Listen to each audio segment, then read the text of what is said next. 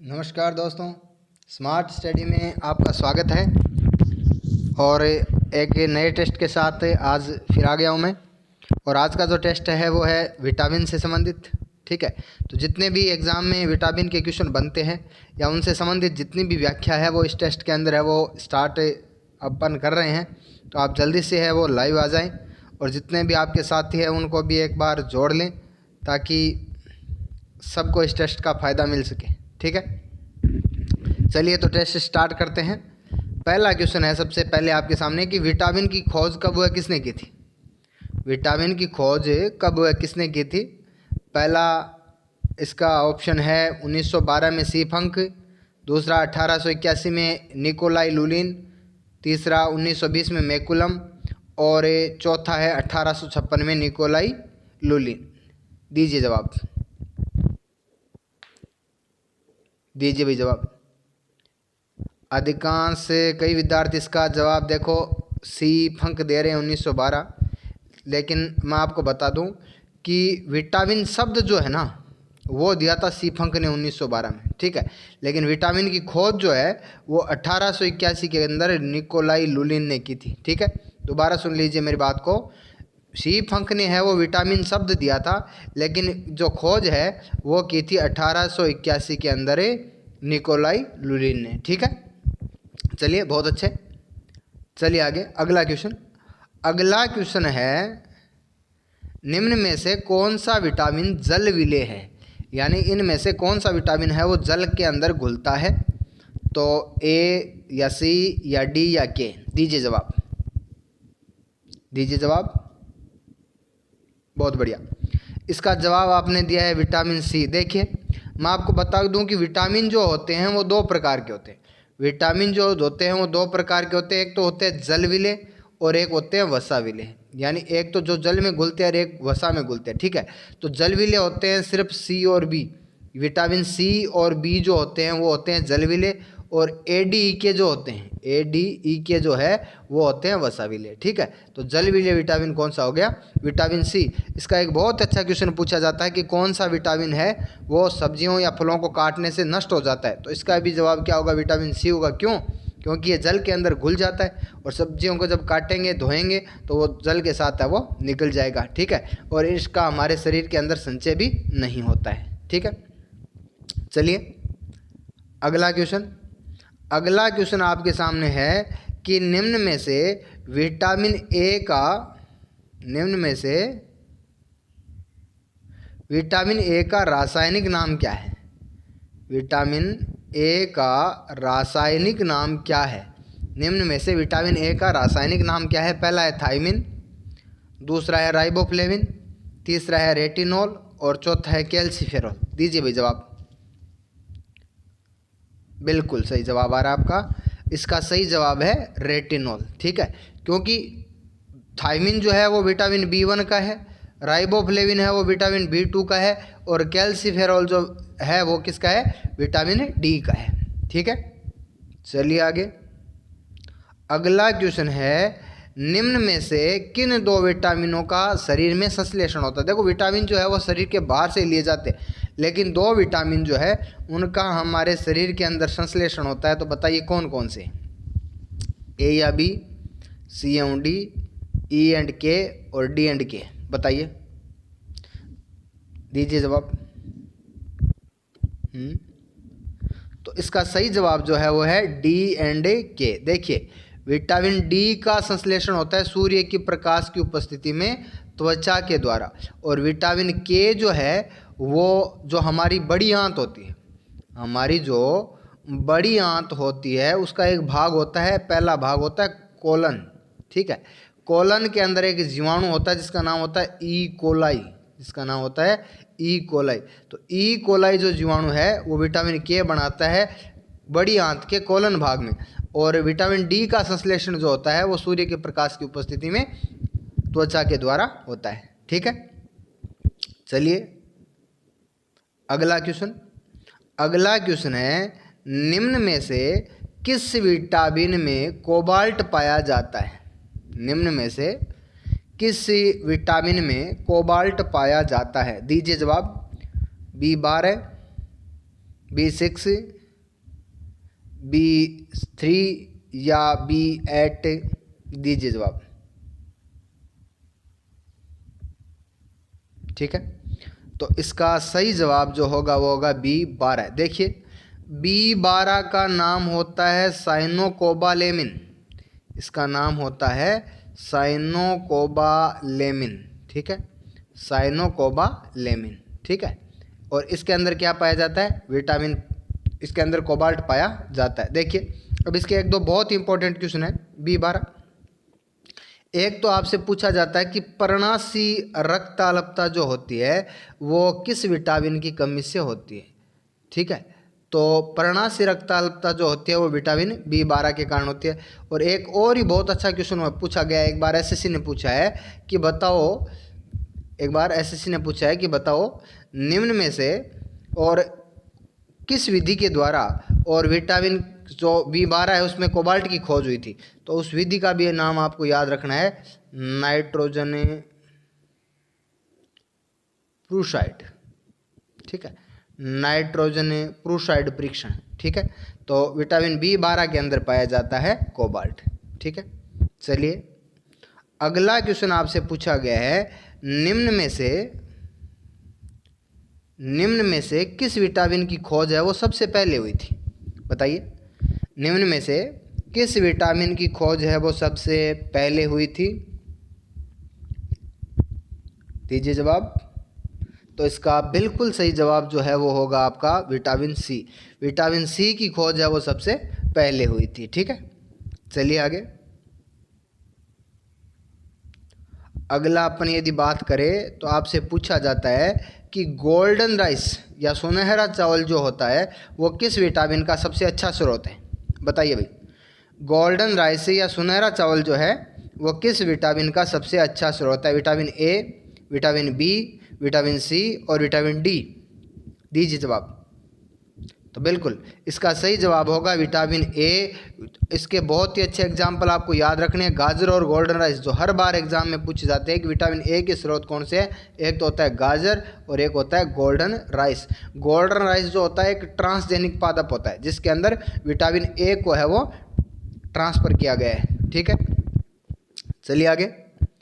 अगला क्वेश्चन आपसे पूछा गया है, निम्न में से किस विटामिन का घाव भरने वाला विटामिन कहते हैं? किस विटामिन को है वो घाव भरने वाला विटामिन कहते हैं? दीजिए भी जवाब। ठीक है, तो इसका सही जवाब जो होगा विटामिन सी। बिल्कुल अपने को पता है कि विटामिन सी जो होता है इसकी कमी से घाव भरने में समय लगता है। ठीक है, और उसको बोलते हैं स्कर्वी रोग। क्या बोलते हैं? स्कर्वी रोग जो होता है वो विटामिन सी की कमी से होता है। तो घाव भरने वाला विटामिन किसको बोलते हैं? विटामिन सी को बोलते हैं। ठीक है, चलिए आगे।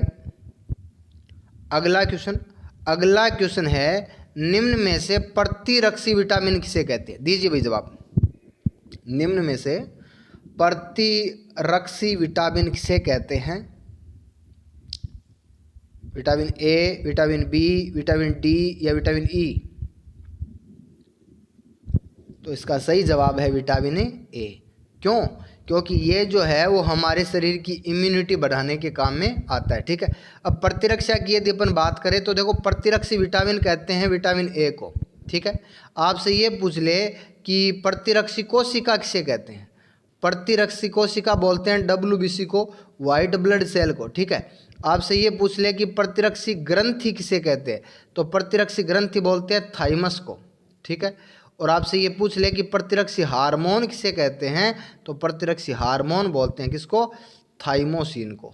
ठीक है, जो थाइमस ग्रंथि के द्वारा स्रावित होता है। ठीक है, प्रतिरक्षी विटामिन हो गया विटामिन ए, प्रतिरक्षी कोशिका हो गई WBC, प्रतिरक्षी ग्रंथि हो गई थाइमस से, और प्रतिरक्षी हार्मोन हो गया थाइमोसिन। ठीक है, चलिए आगे।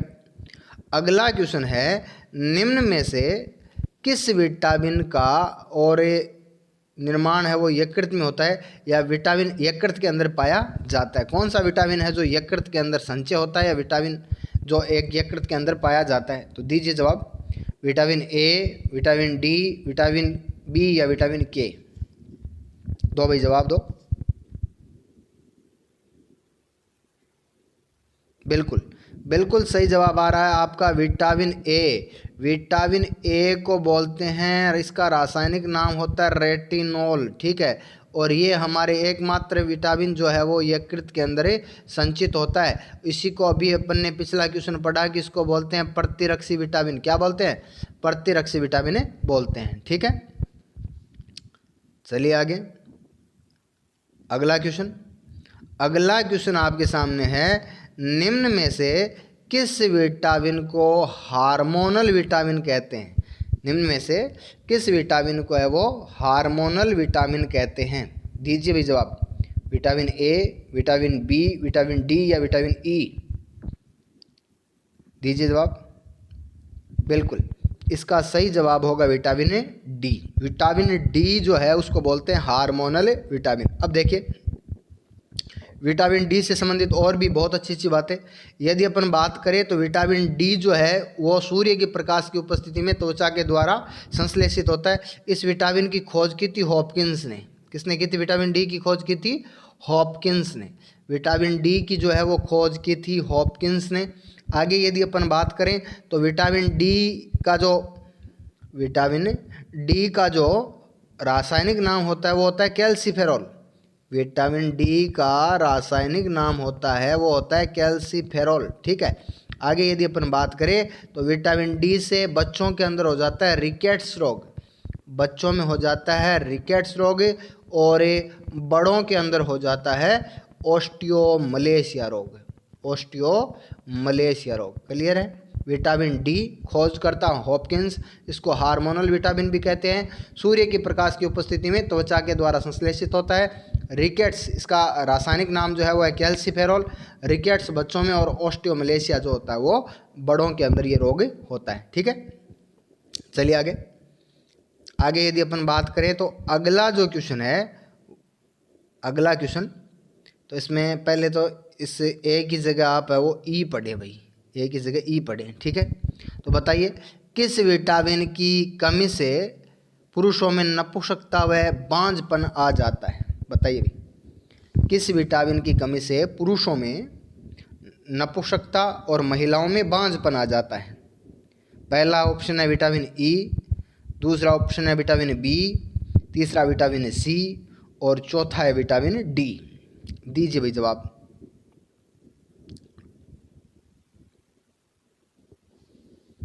बिल्कुल तो इसका सही जवाब होगा विटामिन ई। विटामिन ई की कमी से पुरुषों में नपुंसकता और महिलाओं में आ जाती है बांझपन, ठीक है। चलिए आगे अगला क्वेश्चन। अगला क्वेश्चन है निम्न में से सौंदर्य विटामिन किसे कहते हैं? यानी हमारी त्वचा के लिए सौंदर्यकरण करने का काम है वो कौन सा विटामिन करता है? तो बताइए भी निम्न में से कौन से विटामिन को सौंदर्य विटामिन कहते हैं? बिल्कुल इसी विटामिन ई को है वो क्या कहते हैं? सौंदर्य विटामिन कहते हैं। विटामिन ए को प्रतिरक्षी विटामिन कहते हैं। यकृत के अंदर संचित होता है, रासायनिक नाम होता है रेटिनॉल, ठीक है। विटामिन बी जो होता है वो 11 समूह के अंदर बंटा होता है। आगे यदि अपन बात करें तो एक बहुत ही अच्छा क्वेश्चन है, एग्जाम के अंदर पूछा गया कि निम्न में से किस विटामिन में नाइट्रोजन पाया जाता है? तो सिर्फ एकमात्र विटामिन बी जो होते हैं उनके अंदर नाइट्रोजन पाया जाता है, बाकी किसी भी विटामिन में नाइट्रोजन नहीं पाया जाता, ठीक है। आगे यदि अपन बात करें विटामिन सी की तो विटामिन सी की खोज करता थे जेम्स लिंड।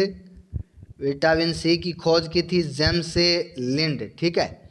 और यदि अपन बात करें तो इसके द्वारा कौन सा रोग हो जाता है? स्कर्वी रोग हो जाता है। इसके द्वारा कौन सा रोग हो जाता है? स्कर्वी रोग।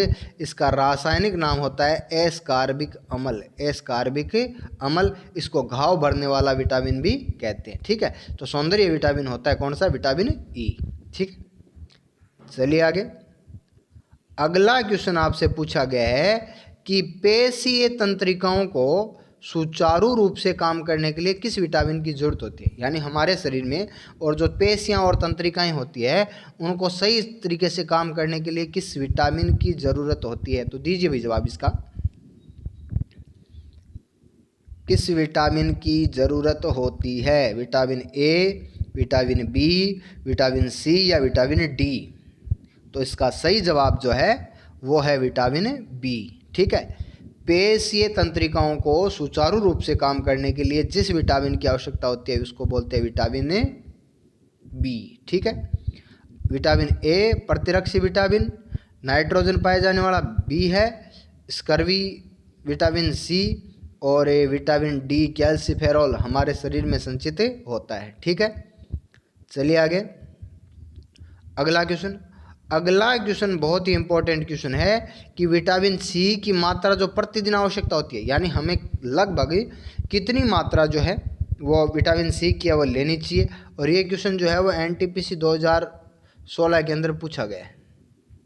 ये क्वेश्चन एनटीपीसी 2016 के अंदर पूछा गया है कि विटामिन सी की कितनी मात्रा है वो प्रतिदिन लेनी चाहिए। पहला ऑप्शन है 20 से 30 ग्राम, 50 से 60 ग्राम, 100 से 200 ग्राम, 200 से 300 ग्राम। दीजिए भाई जवाब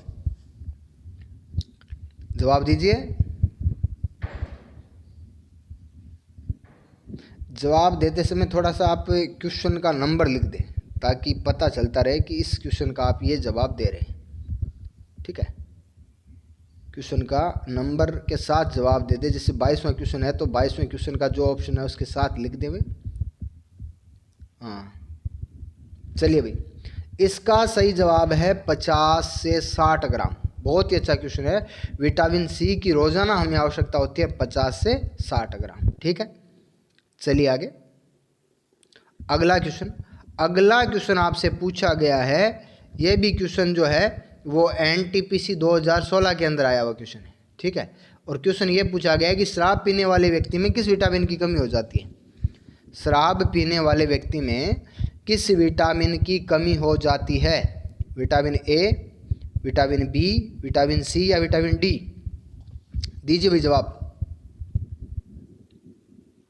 बिल्कुल, इसका सही जवाब जो होगा वो होगा विटामिन सी। यानी जो इंसान शराब पीता है उसके अंदर कमी हो जाती है विटामिन सी की। ठीक है, चलिए आगे अगला क्वेश्चन। अगला क्वेश्चन है कि किस विटामिन की कमी से रक्त का थक्का नहीं बनता? बताइए भी, किस विटामिन की कमी से रक्त का थक्का नहीं बनता है? Vitamin A, vitamin C, vitamin E या विटामिन के? दीजिए जवाब। बिल्कुल, तो इसका सही जवाब है विटामिन के। विटामिन के की यदि शरीर में कमी हो जाए तो रक्त का थक्का नहीं बनता है। ठीक है, चलिए आगे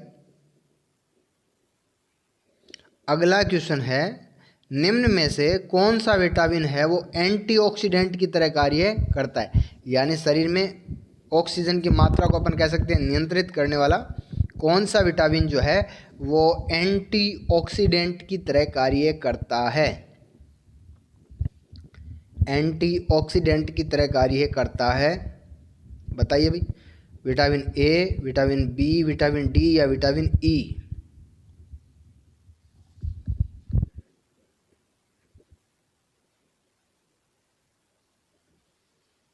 तो इसका सही जवाब जो है वो है विटामिन ई। विटामिन ई जो होता है वो शरीर में एंटीऑक्सीडेंट की तरह कार्य करता है। ठीक है, चलिए आगे अगला क्वेश्चन। अगला क्वेश्चन है, निम्न में से किस स्रोत में विटामिन डी नहीं पाया जाता है? ये बहुत अच्छा क्वेश्चन है भाई। बताइए कि इनमें से कौन सा ऐसा है जिसमें विटामिन डी नहीं पाया जाता? मछली का तेल, सोयाबीन, सूर्य का प्रकाश या हरी सब्जी? दीजिए भाई जवाब। सूर्य का प्रकाश या हरी सब्जी? तो बिल्कुल इसका सही जवाब जो है वो है हरी सब्जी। ठीक है, हरी सब्जी के अंदर है वो विटामिन डी नहीं पाया जाता है। बाकी मछली का तेल, सोयाबीन और सूर्य का प्रकाश जो होता है वो विटामिन डी के प्रचुर स्रोत होते हैं। ठीक है, हरी सब्जियों के अंदर विटामिन डी नहीं पाया जाता है। ठीक है, चलिए आगे अगला क्वेश्चन है, निम्न में से कौन सा रोग विटामिन ए की कमी से होता है? ठीक है, पहला है नाइट ब्लाइंडनेस, दूसरा है फ्राइनोडर्मा, तीसरा है केरिटोमलेशिया और उपयुक्त सभी? बताइए भाई, निम्न में से कौन सा रोग विटामिन ए की कमी से होता है? नाइट ब्लाइंडनेस, फ्राइनोडर्मा, केरिटोमलेशिया और उपयुक्त सभी? बिल्कुल, इसका सही जवाब जो है वो उपयुक्त सभी। देखिए, नाइट ब्लाइंडनेस जिसको अपन बोलते हैं रतौंधी, ठीक है, नाइट ब्लाइंडनेस जिसको बोलते हैं हम रतौंधी, ठीक है, ये विटामिन ए की कमी से होता है। इसमें क्या होता है कि रात को है वो अंधेरे में है वो कम प्रकाश के अंदर हमें दिखाई नहीं देता, ठीक है। फ्राइनोडर्मा और केरिटोमलेशिया के अंदर क्या होता है, हमारा जो कॉर्निया होता है वो नरम हो जाता है, यानी ये भी फ्राइनोडर्मा और केरिटोमलेशिया जो है ये भी आंखों से संबंधित रोग है, ठीक है। तो आंखों से संबंधित जो रोग होते हैं वो विटामिन ए की कमी से होते हैं। तो उपयुक्त सभी रोग जो होते हैं वो विटामिन ए की कमी से होते हैं, ठीक है। चलिए, अगला क्वेश्चन आपसे पूछा गया है कि किस विटामिन की कमी से पेलाग्रा रोग हो जाता है। बताइए भी, किस विटामिन की कमी से पेलाग्रा रोग हो जाता है। दीजिए भाई जवाब। पहला है थायमिन, ये क्वेश्चन एक बार एसएससी के अंदर पूछा गया है। बताइए, किस विटामिन की कमी से पेलाग्रा रोग हो जाता है। पहला है थायमिन, दूसरा है राइबोफ्लेविन, तीसरा है नियासिन, चौथा है बायोटीन, ठीक है। दीजिए जवाब दीजिए। अब थायमिन को बोलते हैं B1, राइबोफ्लेविन को बोलते हैं B2, नियासिन को बोलते हैं B3 और बायोटीन को बोलते हैं B7, या इसको कई बार विटामिन H भी बोलते हैं। बायोटीन को विटामिन H भी बोलते हैं, ठीक है। तो इसका सही जवाब जो होगा वो होगा नियासिन, ठीक है। नियासिन की कमी से क्या हो जाता है, पेलाग्रा रोग हो जाता है। नियासिन की कमी से क्या हो जाता है, पेलाग्रा रोग हो जाता है, ठीक है। बाकी देखो, नॉर्मल क्वेश्चन जो है वो आप पढ़ सकते हो, वो क्वेश्चन मैंने नहीं इंक्लूड किए। बाकी इम्पोर्टेंट क्वेश्चन जो थोड़ा सा हटके होते हैं वो सारे क्वेश्चन मैंने डाले हैं। तो अब आप बताइए आपके कितने क्वेश्चन जो है वो सही हो रहे हैं। दीजिए भाई जवाब।